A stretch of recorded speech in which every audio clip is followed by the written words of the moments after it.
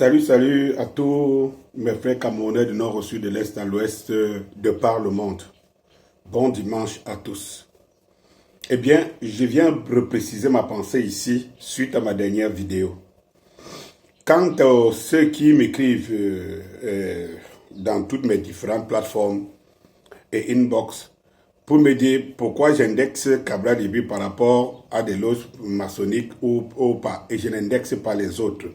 Il y a aussi d'autres leaders politiques et tout cela. Je voudrais vous dire, si je précise ma pensée.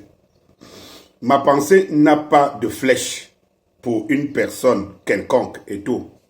Je suis un nationaliste pur, mûr et dur. Il faut que je vous le reprécise. Je suis un nationaliste pur, mûr et dur. Je crois en mon pays. Je ne crois pas aux hommes. Je crois à l'amélioration des conditions de vie de mon pays. Et je le crois en espérant qu'il y ait des hommes qui ont des canons qui nous permettent de savoir que nous pouvons compter sur eux. Je n'ai pas de parti pris, je vous le dis ici tout le temps. Bien que étant sympathisant, ayant de l'amour pour un parti, je n'ai pas de parti pris parce que je ne sais pas les intérêts d'un groupe, d'un clan, que sais-je encore. Je sais les intérêts de ma nation. Il faut que vous le sachiez.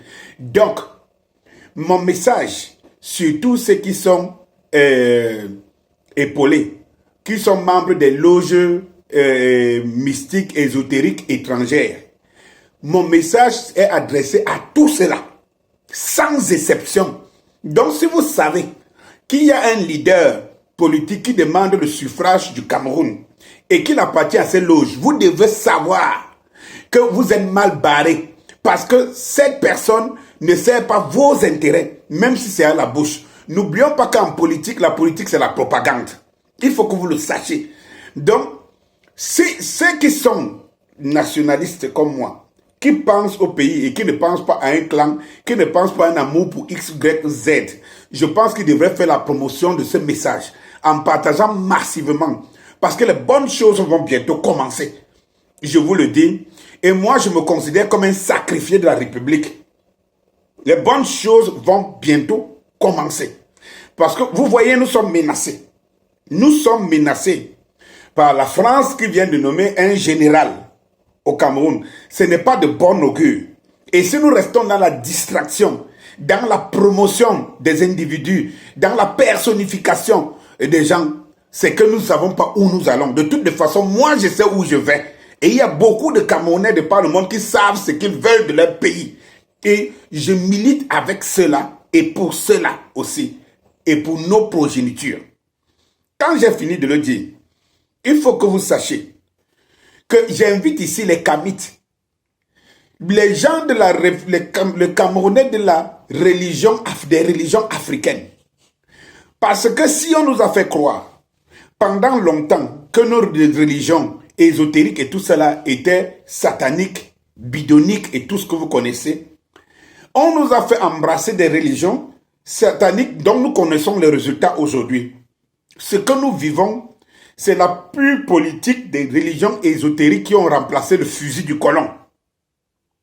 Il faut le savoir. Donc je combattrai toutes les religions qui sont étrangères. Et je dis à tous les Camerounais, vous avez une racine. L'Afrique est le seul continent, la seule race qui, quand on a exclu, on a enlevé des dieux, des guides suprêmes, spirituels suprêmes. Toutes les autres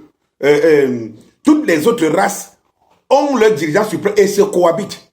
Pourquoi l'Africain, dont on a attribué, les Occidentaux ont attribué un autre guide spirituel et que pendant ce temps, les Occidentaux ont évolué et que ce guide spirituel a plutôt causé le malheur aux Africains. Il faut qu'à un moment donné, qu'on se réveille. J'invite donc ici les Kamites. Je dis que j'invite les Kamites à entrer en action. J'appelle les Mbombok Basson. J'appelle les Mbombok X, Y. J'appelle les pures traditions et camps. À l'époque, il y avait une église et camp. Une église quand de la religion, une église de la religion est quand, je crois là au niveau de, en face de la gare là, derrière là, il y avait, je ne sais pas si ce grand maître africain vit encore et tout. J'invite les Africains, à partir du moment où vous savez que ces religions, même si sont celles qui sont classiques, nous savons très bien que beaucoup de nos héros ont été sacrifiés par l'Église. Par l'Église. Alors, si vous servez un bon Dieu, comment pouvez-vous admettre que c'est au nom de ce bon Dieu-là qu'on a sacrifié vos pères? Nous devons nous réveiller. Le combat que nous allons mener dans les jours et les heures futures, quand je dis que je suis un sacrifié, parce que la France et les Américains, ils ont inscrit ça dans leur constitution, dans leur loi. Personne ne doit se poser, et surtout la France. Elle sait qu'elle ne vivra que du Cameroun et de la Côte d'Ivoire, parce qu'elle a perdu, c'est un maillon, comme le Mali et ce que vous connaissez en Centrafrique. Les Français sont prêts à tout, je cite nommément, à ne pas lâcher le Cameroun, parce qu'ils savent que s'ils lâchent le Cameroun, si le Cameroun les échappe, alors ils ont perdu toute l'Afrique. C'est une déclaration de guerre. Et vous savez très bien, vous voyez donc la force, la puissance des loges et tout. C'est qu'on est incapable, nous ici, les gens qui nous commandent ici, de dire aux Français, non, on ne veut pas de général parce que c'est le pouvoir d'un État d'accepter un ambassadeur ou pas. Mais on ne peut pas.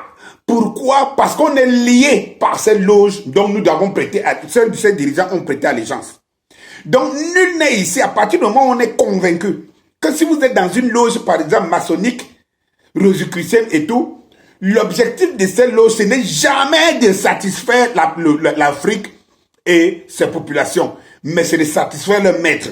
À partir du moment, aimez quelqu'un comme vous voulez, comme vous pensez, qui vous donne une langue mielleuse, que quoi, tant qu'il est dans cette loge-là, il ne nous servira pas, c'est d'un père temps. Et nous serons en train de toujours de rétropédaler comme ailleurs. On a soutenu certains leaders, quand ils sont montés au pouvoir, vous savez la suite. Et puis les gens disent non, il nous a trahis, il nous a machin truc. Si vous savez que vous avez les éléments qui montrent que cette personne ne pourra pas vous servir, pourquoi jouer aux sentimentalistes aujourd'hui? Donc en conclusion, j'appelle tous les grands maîtres spirituels africains. J'appelle les Kamites. J'appelle les Kamites d'ailleurs. Je vais créer un groupe des Kamites pour la promotion de la culture africaine et camerounaise en particulier. C'est indispensable pour qu'on sorte et pour qu'on soit libre des destinées de terre. Parce que ce qu'ils ont, ils ont même la volonté de servir le Cameroun, leur pays, mais ils ne peuvent pas. Compte tenu des engagements, des sacrifices, des liens de sang, des garanties qu'ils ont donnés au service de la loge. Ils ne peuvent pas. Donc nous ne pouvons pas nous concentrer sur cela. Réveillons-nous. Donnons de la place à nos guides spirituels qui, dans les enseignements spirituels qu'ils nous donnent et qu'ils nous donneront, ce n'est pas pour aller s'installer en Europe pour servir l'Europe. Non, c'est pour servir nos ancêtres. Nos ancêtres. Je fais appel ici au Ngondo. Je refais appel à la tribu Eucan. Je fais appel au Mborlia, à tous ces cercles spirituels africains, camerounais, de se réveiller et même de faire une mutualisation. Vous l'avez fait, hein? Vous l'avez fait avec quelqu'un comme celui qui est au pouvoir là aujourd'hui, Paul Biya. Et tout. Mais faites-le avec... Mais vous avez oublié qu'il était déjà d'abord au service d'une loge. Et c'est ça qui fait notre problème aujourd'hui. Parce que notre combat est avant tout spirituel aussi. On ne peut pas mener un combat aujourd'hui en excluant le combat spirituel. Je voulais vous dire et vous le redire. Et tout en précisant ici que ceux qui ont pensé à leur pays l'ont fait. Au temps d'Amadou Ahidjo, il a interdit certaines religions ici. Tu ne pouvais pas ouvrir une religion n'importe comment. On sait que les témoins de Jéhovah étaient bannis. C'est au temps de Biya que toutes ces religions ont été, y compris même celles qui n'ont même pas de droit d'égalité, de légalité, et qui nous servent à quoi? Ça, il faut le savoir. Il faut se rappeler que quand Kagame prend le Rwanda, tout le monde sait que le pays qui va vite dans son développement en Afrique aujourd'hui, c'est le petit Rwanda, après avoir sorti d'un génocide. Alors, est-ce qu'il faut rappeler aux gens ici que Kagame a fermé plus de 6500 églises dans son pays? On voit la preuve. Si c'était les églises qui développaient les hommes, pourquoi le Rwanda avait sombré avec toutes ces églises? Et que le Rwanda a retrouvé sa prospérité Dame a rétabli la prospérité du Rwanda en moins de 10 ans. Après avoir fermé toutes les églises et en disant, il faut être doté d'une grande intelligence théologique. Cela veut dire qu'il a mis le tamis. Il ne dit pas que les religions n'existent pas, mais il a mis le tamis. Aujourd'hui, plus tu es pauvre, plus des maîtres religieux s'enrichissent sur vous. Parce que vous prenez à les donner en pensant que vous achetez les dons à Dieu. Et tout. Vous ne pouvez pas aider votre frère en face. C'est que le M22 recommande. Qu'on soit une entité, une âme positive, une âme du peuple. Celle que le héros national, comme Robert Oumiobe, aujourd'hui nous célébrons, a dû sacrifier sa vie. Il faut que nous sortons de là. Il faut que nous le sachions, nous sortons de là. Ma pensée était avec, je voulais vous préciser ça. Je voulais vous le préciser. Voilà, parce que les bonnes choses vont commencer. Et demain, ma vidéo de demain, bon, wait and see, bon dimanche.